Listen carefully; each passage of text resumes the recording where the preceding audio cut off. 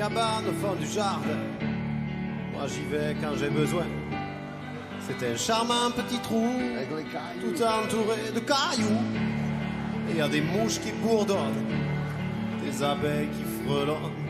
Y a pas. On passe en coulisses avec Anna. Bonjour Anna, bonjour Patrice, bonjour Laura. Merci d'être là ce matin. Coulisses d'une exposition, la 3e d'Agnès Varda, la mythique réalisatrice. On a beaucoup parlé. Surtout que, dites-moi, elle est toujours à la une de l'actualité à 90 printemps. C'est fou.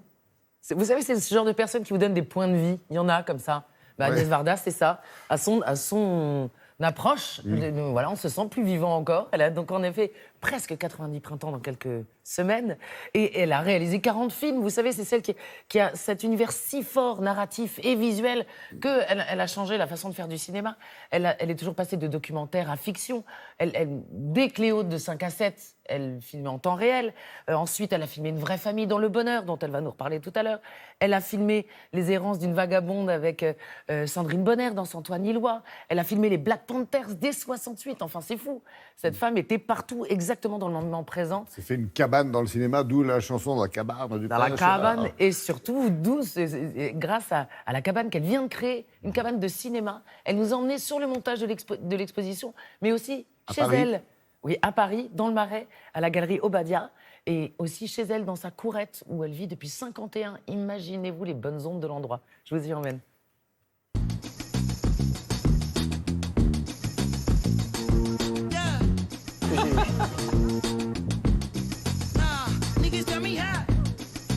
Hop, on y va. Alors, il y a une cabane. Alors, pourquoi une cabane? C'est le départ d'aventure? Il y a un petit côté qui souvenirs d'enfance, des cabanes en carton, en tissu.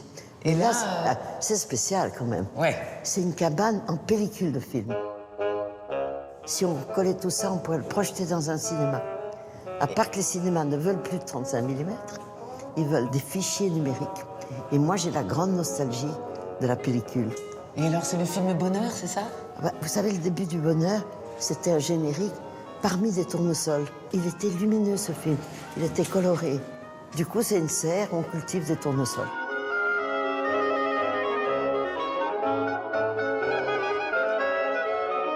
Et alors, au bout, c'est le tronc de mon arbre, dans ma cour à la maison. Et il devenait tellement important, on est obligé de l'arracher. C'est un peu de moi qui est ici. Tu viens, Gisou?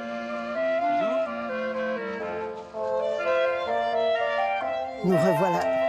On est drôlement bien chez vous. Mais dans la cour, oui. Je vis beaucoup là, dès qu'il fait beau. Comment avez-vous fait la distinction, toute votre vie, entre documentaire et fiction? Ça glisse d'un moment à l'autre. Fiction, c'est quand même quelque chose qu'on a écrit avec des acteurs. C'est Annie que tu cherches? Si tu veux, il y a la couchette derrière. Tandis que documentaire, on est au service des gens qu'on filme. Et ce sont des vrais gens. Black people are aware now that their own appearance is beautiful. They're proud of it. Dig it? Isn't it beautiful? All right. Quand on filme un documentaire, ce que vous faites là, on essaie d'attraper comment sont les gens, où est-ce qu'ils sont, ce qu'ils disent. On a un petit peu de roucoulade, c'est bien. C'est le printemps. Mais oui. Quel regard portez-vous sur notre relation à l'image? Vous êtes passé de la pellicule au numérique, vous avez fait Murmure. Attendez, l'image, c'est ce qu'on voit. Quelle que soit le technique, photographie, sténopée, ce qui compte, c'est qu'est-ce qui est vu ensuite, qu'est-ce qui est dans le cadre. Et comme moi, je suis fascinée par ce qui est hors cadre, j'aime beaucoup des images qui posent une espèce de question et qui permettent, en regardant, d'imaginer. Qu'est-ce qui est arrivé?